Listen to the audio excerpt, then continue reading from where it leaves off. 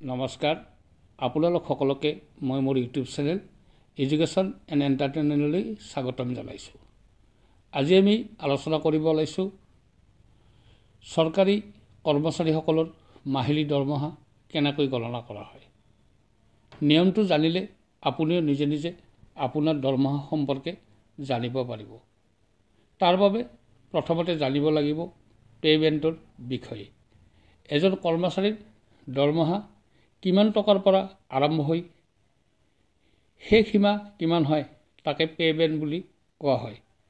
কৰ্মচাৰীজনৰ পে'মেণ্টৰ উপৰিও এটা গ্ৰেড পে' থাকে। ভিন ভিন পদৰ বাবে কৰ্মচাৰীৰ পে'মেণ্ট আৰু গ্ৰেড পে' বেলেগ বেলেগ হয়। এতিয়া চাওঁ আহক কেনেকৈ মুঠ দৰমহাটো গণনা কৰা হয়। ইয়াত এখন তালিকা দিয়া হৈছে। সেইমতে পে'মেণ্ট আৰু গ্ৰেড পে'ৰ যোগফলক বেচিক পে' বুলি ধৰা হয়। তাৰ লগত যোগ কৰা হয় ডেয়াৰনেছ এলাউন্স অৰ্থাৎ DA। বৰ্তমান সময়ত এই DA বেচিক পে'ৰ 53% হৈছেগৈ। তাৰ লগত যুক্ত হ'ব হাউচ ৰেণ্ট অৰ্থাৎ ঘৰ ভাড়া, আৰু এই ঘৰ ভাড়াও ঠাই বিশেষে বেলেগ বেলেগ হয়। উদাহৰণ হিচাপে গাঁও অঞ্চলত চাকৰি কৰা কৰ্মচাৰী এজনৰ হাউচ ৰেণ্ট বেচিক পে'ৰ 7%, চহৰ হ'লে 8% আৰু মহানগৰী হ'লে 10% হিচাপে ধৰা হয়। তাৰ লগত গণনা কৰা হয় মেডিকেল এলাউন্স। এইটো সকলো কৰ্মচাৰীৰ বাবে একে পৰিমাণৰ হয়। বৰ্তমান এই মেডিকেল এলাউন্সটো হৈছেগৈ 600 টকা। তাৰপাছত যদি কিবা বিশেষ বা স্পেচিয়েল ভাত্তা থাকে, সাধাৰণতে প্ৰতিষ্ঠানৰ মুৰব্বীসকলক এই ভাত্তা দিয়া হয়।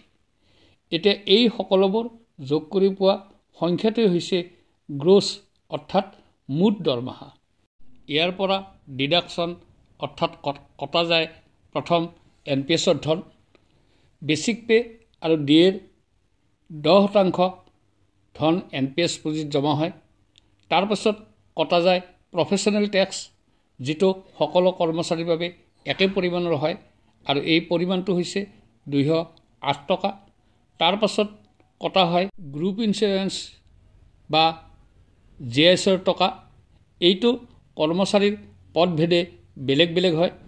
প্ৰথম বা দ্বিতীয় বৰ্গৰ পদৰ কৰ্মচাৰীৰ বাবে 400 টকা, তৃতীয় বৰ্গৰ পদৰ কৰ্মচাৰীৰ বাবে 200 টকা আৰু চতুৰ্থ বৰ্গৰ পদৰ কৰ্মচাৰীৰ বাবে 100 টকাকৈ এই ধন কটা হয়। তাৰপিছত সম্প্ৰতি আৰু এক পৰিমাণৰ ধন দৰমহাৰ পৰা কৰ্তন কৰা হয়। সেইটো হৈছে MMLSAY অৰ্থাৎ মুখ্যমন্ত্ৰী লোকসেৱক আৰোগ্য যোজনাৰ ধন। সেই ধনৰ পৰিমাণটো কৰ্মচাৰী ভেদে ভিন ভিন হয়।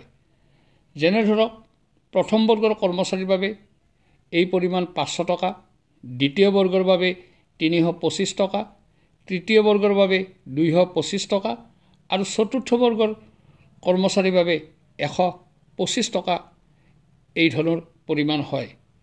এই কটা যোৱা টকাবোৰৰ বিপৰীতে কৰ্মচাৰীসকলে নিজৰ বা পৰিয়ালৰ বিভিন্ন অসুখ বিসুখৰ সময়ত চৰকাৰৰ পৰা আৰ্থিক সাহায্য লাভ কৰিব সক্ষম হয়।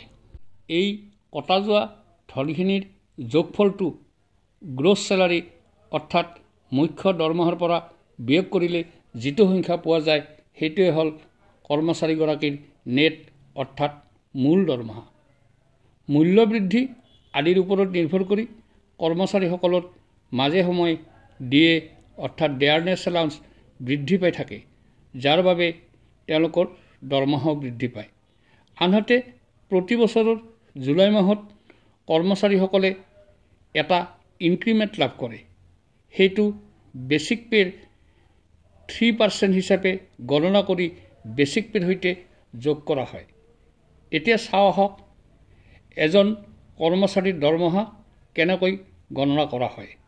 ধৰি লোৱা হ'ল এজন তৃতীয় বৰ্গৰ কৰ্মচাৰীৰ বেচিক পে' হ'ল 50,000 টকা।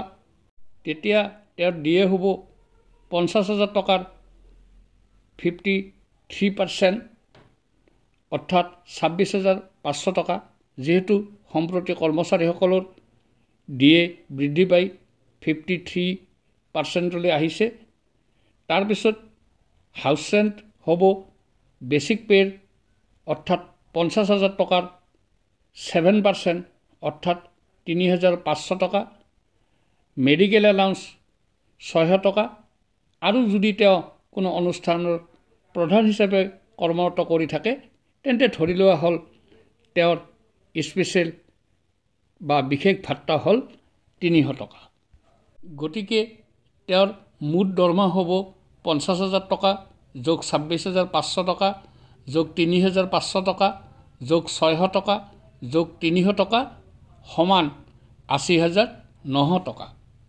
এতিয়া ইয়াৰ পৰা তেওঁৰ কটা যাব NPSৰ বাবে বেচিক পে' আৰু DAৰ 10% অৰ্থাৎ 50,000 টকা যোগ 26,500 টকাৰ 10% হ'লে 7,650 টকা হয়।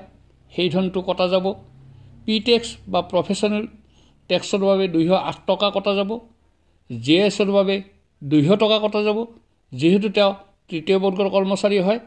আৰু সেই হেতুকে তেওঁৰ MML SAYৰ বাবে 225 টকা অৰ্থাৎ মুঠ 8,283 টকা কটা যাব। গতিকে তেওঁৰ নেট অৰ্থাৎ মূল দৰমহা হ'ব মুঠ দৰমহা 80,900 টকা বিয়োগ মুঠ কৰ্তন 8,283 টকা সমান 72,617 টকা তেওঁৰ মূল দৰমহা হিচাপে তেওঁ লাভ কৰিব। ভিডিঅ'টো কেনে পালে জনাবচোন। যদি ভাল লাগিছে তেতিয়াহ'লে এটা লাইক কৰিব আৰু এনেধৰণৰ বিভিন্ন ভিডিঅ' পাই থাকিবলৈ মোৰ এই চেনেলটো ছাবস্ক্ৰাইব কৰি থ'ব। ধন্যবাদ।